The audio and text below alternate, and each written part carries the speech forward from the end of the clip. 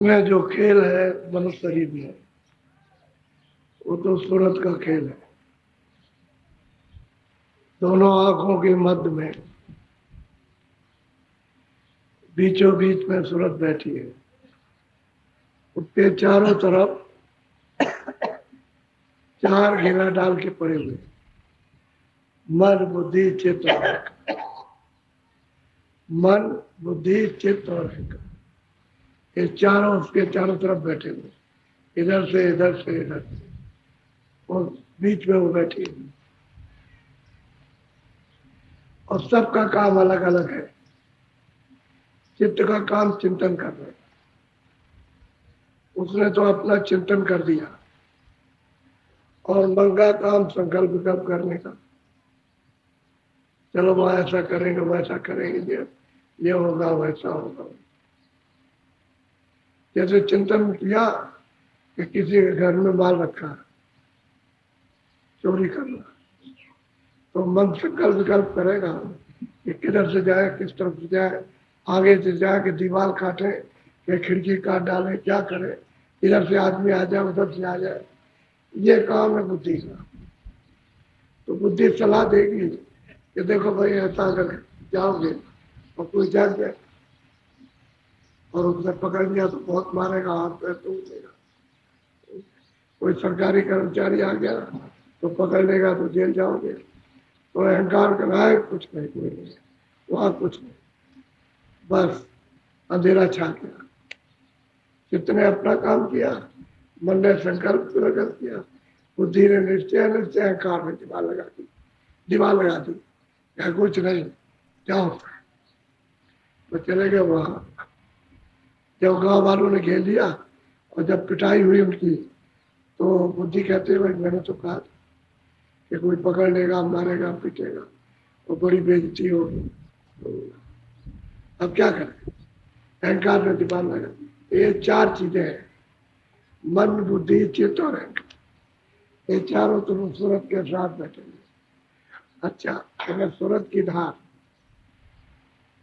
हृदय चक्र में, इंद्रिय द्वार में, नाभि कमल में, हृदय में और कंठ में, ये सूरत की धार यानी प्रकाश नीचे उतर के फैली हुई है, उसका प्रकाश। तो अब इनका काम क्या है, मन बुद्धि चित्त का, कि उसी धार के नीचे उतर जाते हैं और इंद्रियों के दरवाजे में बैठ जाते हैं और सब विषयों का रस लेंगे। अब ये इसके आदि हो गए और इंद्रिया जो है उस सामने जो चीज होती है उसकी आदि हो गई। तो इंद्रिया उसको नहीं छोड़ती कि हम तो देखेंगे, कानों से सुनेंगे, हम ये करेंगे वो करेंगे। तो इंद्रियों के दरवाजों पर बंद रहता है, उसका रहता है रस, वो छड़े। जैसे थोड़ी सी ठंडक आई, क्षणिक क्षणिक से भी क्षणिक है, और फिर कहता है कि अच्छा मिल जाएगा, मिलेगा मिलेगा, फिर किया, फिर किया, क्योंकि यहाँ रस तो है नहीं। रस तो सूरत ने आनंद तो छोड़ दिया, वो तो शब्द की धार के साथ आनंद है, उसने छोड़ दिया। अब उसके ऊपर पर्दे लग गए तो निराधार हो गई और इसको अधिकार मिल गया इंद्रियों कर्म करने का कि जिधर चाहो देखो, जिधर चाहो जैसा सुनो, जिधर चाहो जैसा बोलो, समझ गए। जैसा मन चाहे, बुद्धि चाहे, चित्त चाहे और अहंकार जो चाहे सो करे, स्वतंत्र, उसकी तरफ से कोई लगाव नहीं। तो इससे ये हुआ कि आपके ऊपर कर्मों के गंदे गंदे पर्दे जमा हो गए। आप मतलब यह है कि क्या करना, अब उन पर्दों के कारण ये सब परेशानी है, दुख की है, सत्य है, बात की है, पीठ की है, गाली है, गलौज है, अमीर है, गरीब है, पढ़ा लिखा अनपढ़ है, ये सब उसी की वजह से ये सब तकलीफ हो रही। कर्म अगर करना बंद हो जाए तो तकलीफ सब। और वो जानता नहीं है कर्म की गति बड़ी गहन है, सिर्फ इसको महात्मा जानते हैं, उसको तो महात्मा मिलते नहीं जाने वाले, बड़ा मुश्किल तो ये है। अब यह है कि जब आपको ये बताया जाता है कि भाई सूरत दोनों आंखों के ऊपर बैठी हुई है दरवाजे पर, ये जो शरीर का नाका है, ये इसका नाका है, इधर शरीर है और ऊपर में स्वर्ग वैकुंठ है। तो दोनों के बीच में सूरत बैठी है। अब उसका लगाव शरीर के साथ हो गया, क्योंकि पर्दे पड़ गए तो उसका लगाव उसके साथ, और वो छूट गया, सब नाम छूट गया तो उसका आधार टूट गया। अब इसके साथ हो गया, इंद्रियों के साथ मन का लगाव हो गया, और सूरत का प्रकाश इन्होंने खराब कर दिया, खींच करके पर्दों के द्वारा हटा दिया, तो मिलोनी हो गई। तो सूरत जो चेतन थी वो जड़ में फंस गई, अब अपने आप नहीं छूट सकती। तो ये कहा जाता है कि भाई जब मन, बुद्धि और चित्त है और अहंकार जब सूरत के चारों तरफ बैठे हुए, तो इतनी कोशिश करो कि इंद्रियों के दरवाजों पर भाग करके जो रस लेते हैं क्षणिक, उसको थोड़ा रोको, और यहीं पर बैठ करके सूरत का साथ।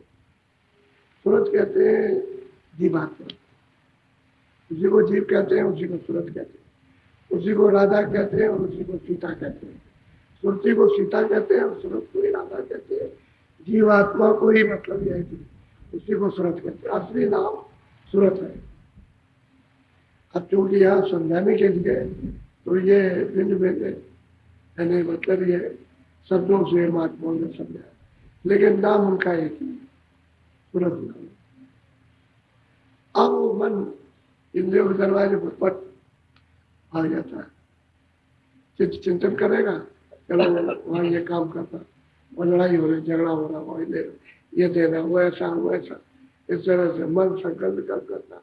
अच्छा देख लेंगे, डंडे चलाएंगे तो बुद्धि निश्चय न जाने क्यों होंगे, डंडे क्यों चलाओगे, मारपीट क्यों करते हो, ये ठीक बात नहीं है। तो अहंकार कहेगा नहीं, इन चारों का काम ये अलग अलग एक ही है, अपना अपना काम का जो नशा दिखाते हैं, ताकत। अब जिसकी ताकत चल गई, अब अहंकार की ताकत चल जाती, क्योंकि वो सबको अंधा कर देगा। जब बुद्धि को अंधा करेगा तो मन नहीं कुछ कर सकता है, चित्त नहीं कर सकता, तो अहंकार बनता है। वैसे तो इसलिए जब जब आप भजन पर बैठते हो फौरन पाते हो। अब यहाँ पर नहीं बैठ, साथ दिया, सूरज का साथ नहीं दिया, भाग के चला गया और वहाँ काम कर रहा। इसीलिए उसकी पकड़ होनी चाहिए। जब बैठो तो हमेशा इस पर निगरानी रखो, चित्त तो नहीं जाता, मन नहीं जाता, बुद्धि कहीं नहीं जाती, और अहंकार तो रोक के रखो।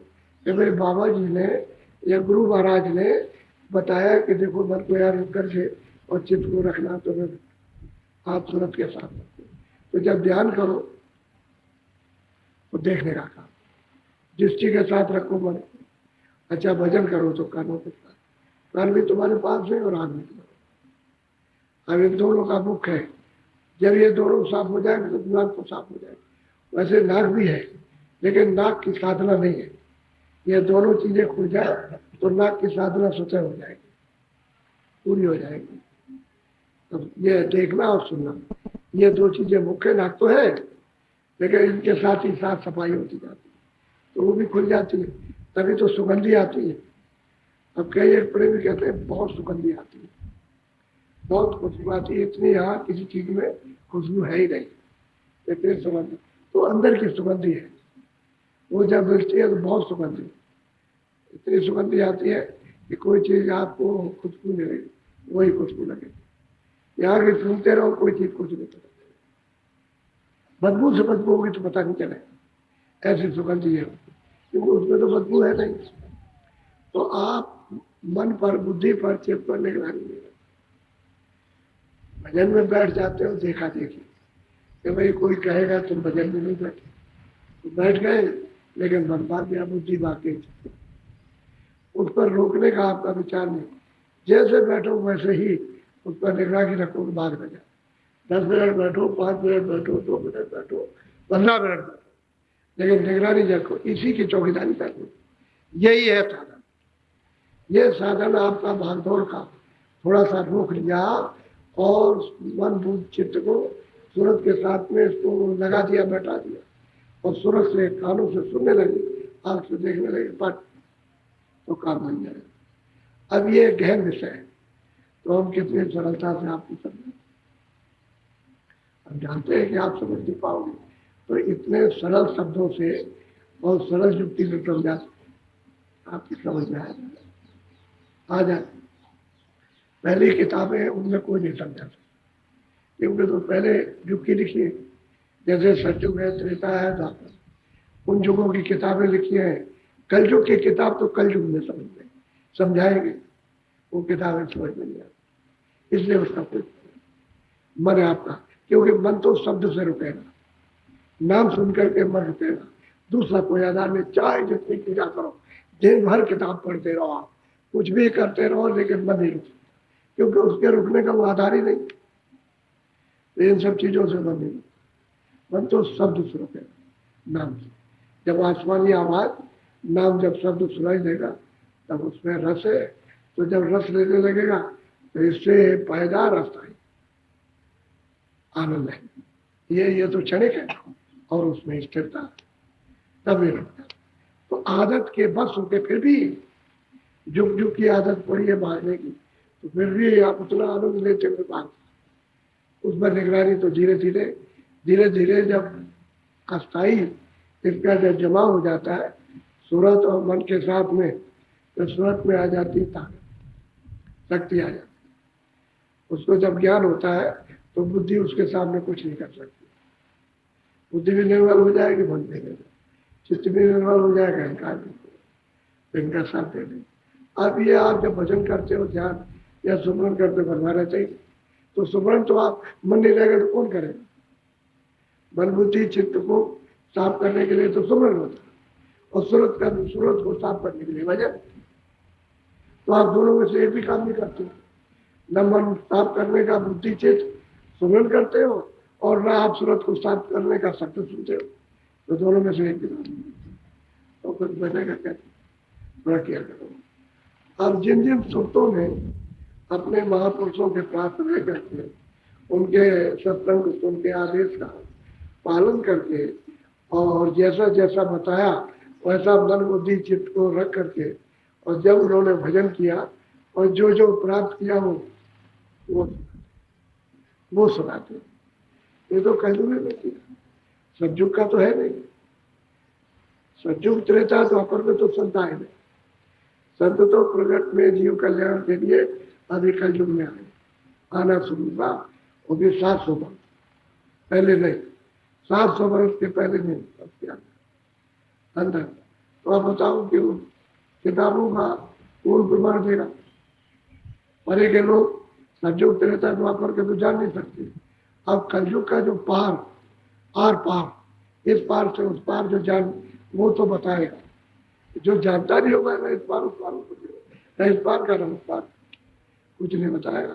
तो बहुत प्रेम से आप सुनिए।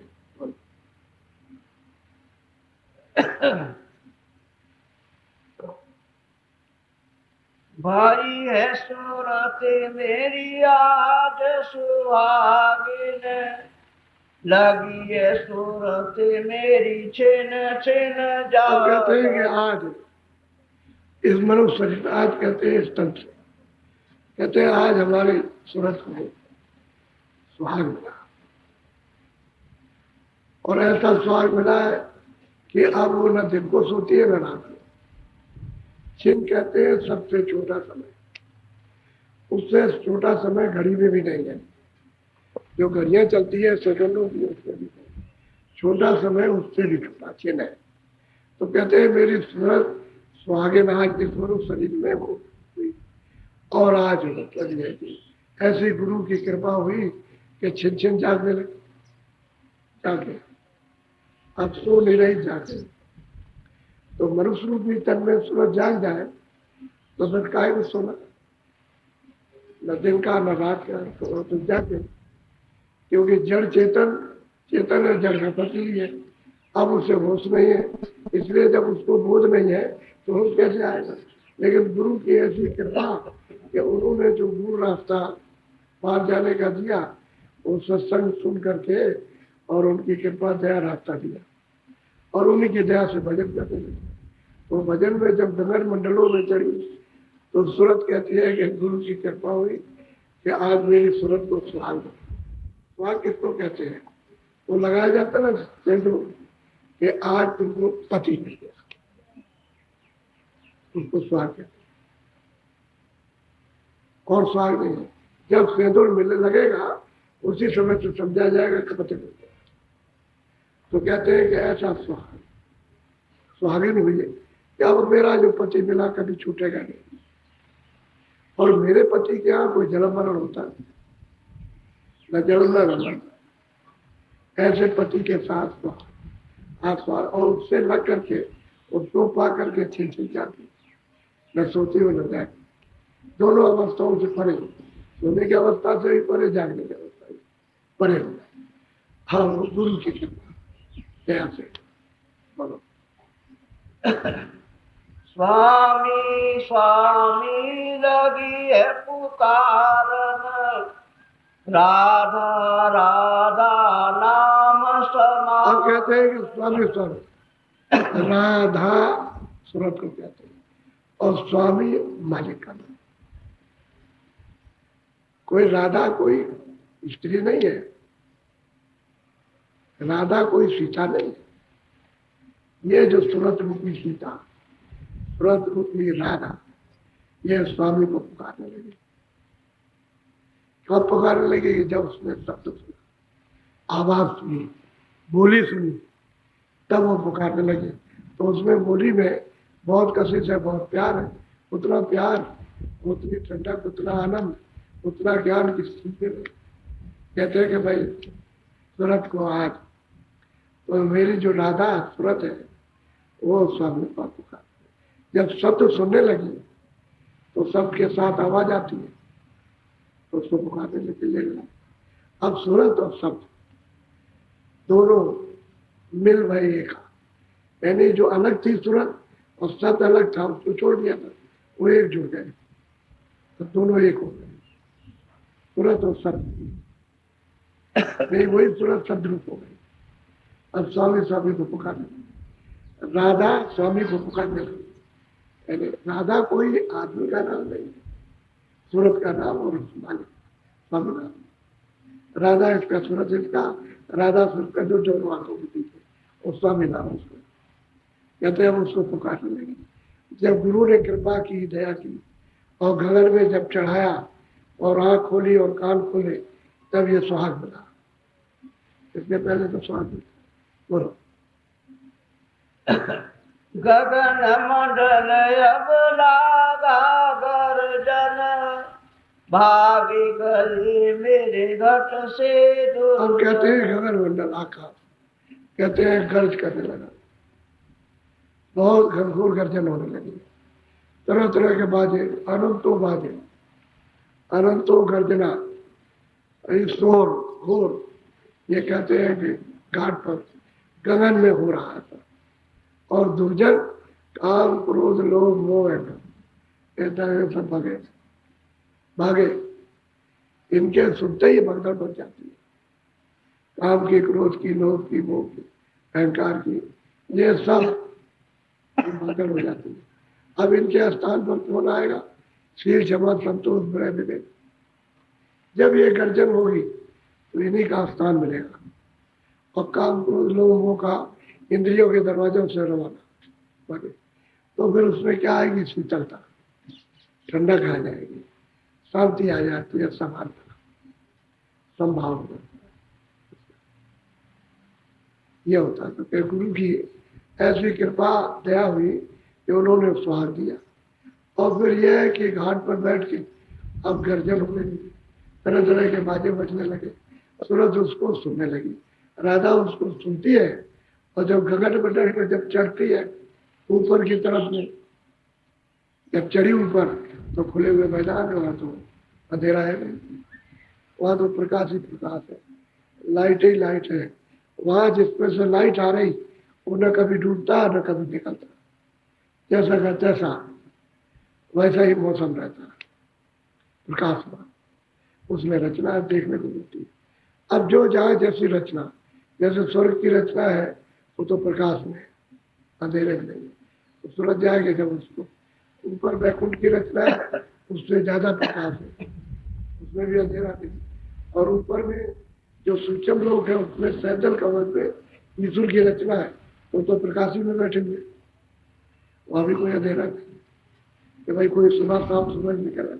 सुबह शाम तो सूरज इस शरीर इन आंखों के लिए निकलता है, क्योंकि जो आवरण आपको पड़ा हुआ उसी के लिए प्रतिबिंब है, वो प्रतिबिंब पर्दे में पड़ता है वही। और ये तुम जानते नहीं हो कि पृथ्वी कैसे घूम रही है, इस तरह से पूरा पूरा चक्कर लगा रही है, पूरे मंडल घूम रहे हैं, ये भी पूरा घूम रहा मृत्यु, पूरा स्वर्ग भी घूम रहा, वैकुंठ भी घूम रहा, ईश्वर का लोक भी घूम रहा, ऊपर में ब्रह्म ब्रह्मांड है वो भी सब के सब घूम रहे, इस तरह धुरा के ऊपर सब घूम रहे हैं इस तरह।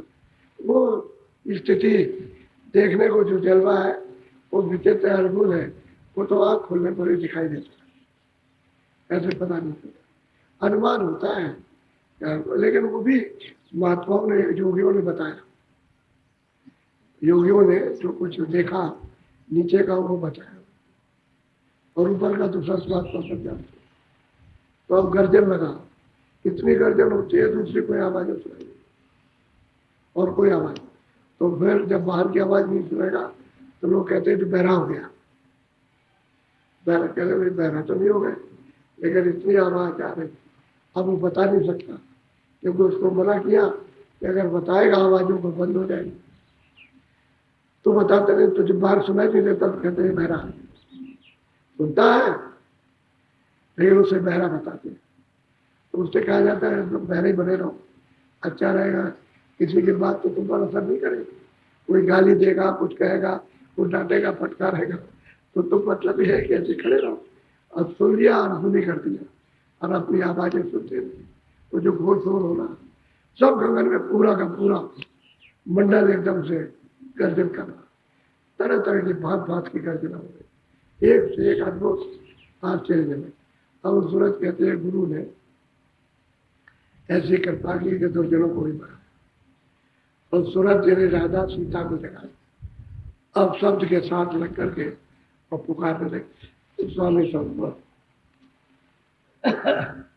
तन मन मैंने की नायरपन, लगी सूरत अब सतगुरु चरणन। अब कहते हैं तन, तन कहते हैं शरीर, और मन कहते हैं जो बैठा है इंद्रियों के दरवाजों पर, वैसे तो बैठक ही है, लेकिन मतलब यह है कि वो इंद्रियों के दरवाजों पर जब उसको अहंकार आया तो अंधेरे में चला जाता, फिर वो ज्ञान शून्य हो जाता।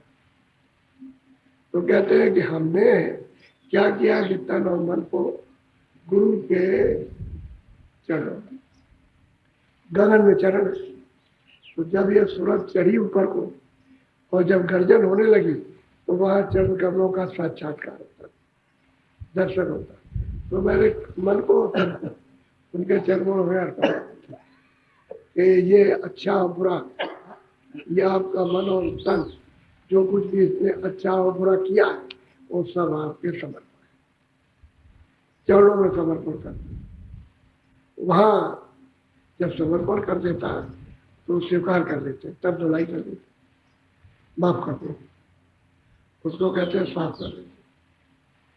तो मन भी साफ, बुद्धि भी साफ, चित्त भी, और ये जितने गंदगी अंतःकरण में ये भी साफ, वही इसी दरवाजे में सूरत बैठी है वो भी साफ हो जाती, तभी तो ऊपर चढ़ेगी, सफाई हो जाएगी, तब तो गगन का घोष सुनेगी, आकाश मंडल में होगा, तो भांत भांत की बाड़ियां हो रही है, उनको देव बाड़ी कहो, आकाश बाड़ी कहो, ईश्वर की बाड़ी कहो, ब्रह्म बाड़ी कहो, पार ब्रह्म की बाड़ी कहो, सब सुनाई देती। तो कहते हैं गुरु की कृपा हो गई, उनकी दया हो गई कि मैंने तन और मन को अर्पण कर दिया उसके चरणों में, और सूरत अब छिन छिन शब्द के साथ अब न रात को सोती न दिन को सोती। बोलो नाम थाल और बाती सुमिरन, जो थे जोश वाली में। कहते हैं कि नाम का तो थाली बनाई, शब्द की तो उसने थाली बनाई, और जो उसमें से प्रकाश निकलना उसकी होती, उसमें तो कोई मतलब है तेल बत्ती और रुई की जरूरत है नहीं, तो अपने आप जल गई, तो शब्द है उसमें से प्रकाश निकलना, भात भात का उसमें से प्रकाश निकलता तरह तरह। तो कहते हैं उसके हमने प्रकाश की ज्योति बना और उसी में रखा। अब वो दृष्टि से आरती करती है, दृष्टि से, क्योंकि सूरज शब्द में जब ले होगी तो ये भी तो शब्द होगी, लेकिन कहाँ तक आरती करेगी?